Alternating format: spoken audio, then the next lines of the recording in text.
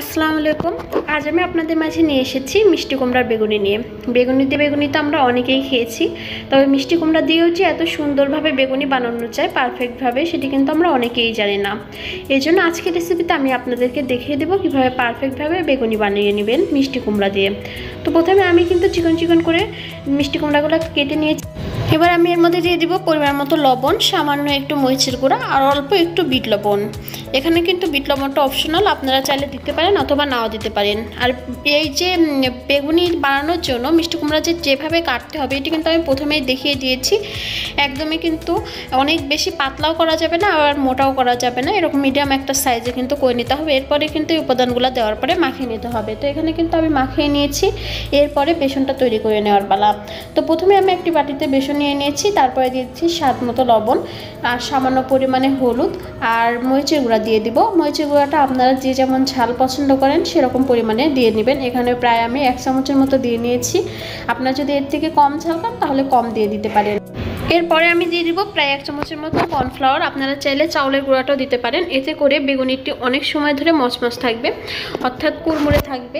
যেহেতু ইফতারের অনেকটা সময় আগে আমরা এই বেগুনিটা বানিয়ে থাকি, তো সেক্ষেত্রে মচমচা রাখার জন্য কিন্তু এই উপাদানটা দেওয়াটা অনেক দরকার।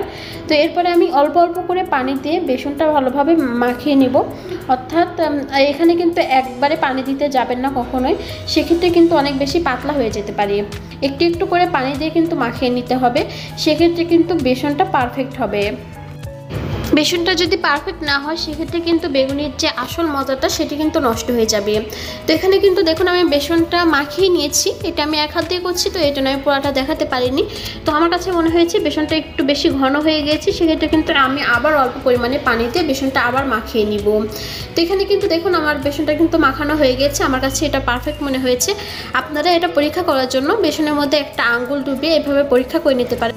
যখন দেখবেন আঙ্গুলের মধ্যে বেসনটা খুব ভালোভাবে আটকে আছে তখন বুঝবেন যে বেসনটা পারফেক্ট হয়েছে। এরপরে আমি মিষ্টি কুমড়ার যে চাকাগুলো কেটে রেখেছিলাম এটাই বেসনের মধ্যে দিয়ে দিব। তারপরে একটা ফ্রাই প্যানে আমি তেল গরম করতে দিয়েছিলাম, তো এর মধ্যে আমি এই বেগুনিগুলো দিয়ে দিব আস্তে আস্তে। এখানে কিন্তু অবশ্যই সাবধানে দিবেন, যেহেতু তেলটা গরম থাকে সেক্ষেত্রে কিন্তু হাতে পড়ে গেলে একটা দুর্ঘটনা ঘটে যেতে পারে। তো যখনই ভাজা পোড়া জাতীয় কোনো জিনিস করতে যাবেন তখন কিন্তু অবশ্যই সেগুলো সাবধানে করবেন, যাতে করে কোনো দুর্ঘটনা না ঘটে। তো এখানে দেখুন আমার সবগুলো বেগুনি কিন্তু প্রায় কড়াইতে দেওয়া হয়ে গিয়েছে। তো এটি কিছু সময় কয়েক মিনিট ধরে কিন্তু ভেজে নিতে হবে। ভেজে নেওয়ার পরে যখন হালকা বাদামি কালারের হয়ে যাবে তখন কিন্তু ওই পাশটা উল্টে দিতে হবে। তো এখানে দেখুন আমি এই পাশটা কিন্তু উল্টে দিচ্ছি।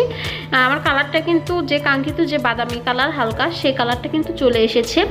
তো এই পর্যায়ে আরও 30 সেকেন্ড ভেজে নেওয়ার পরে এই বেগুনিগুলো কিন্তু একটি ফ্রিজে উঠিয়ে নিব। তো ফ্রিজে উঠিয়ে নেওয়ার পর আমি আপনাদেরকে দেখিয়ে দিচ্ছি। তো এখানে দেখুন আমার বেগুনি কিন্তু একদমই তৈরি হয়ে গিয়েছে, আর আমি আপনাদেরকে দেখিয়ে দিচ্ছি ঠিক কতটা পারফেক্ট হয়েছে। তো আপনারা দেখে বুঝতে পারছেন ভিতরটা কিন্তু পুরোটা সিদ্ধ হয়ে গেছে, আর এটা কিন্তু অনেক বেশি মুচমুচে হয়েছে, আর খেতে কিন্তু দুর্দান্ত হয়েছিল।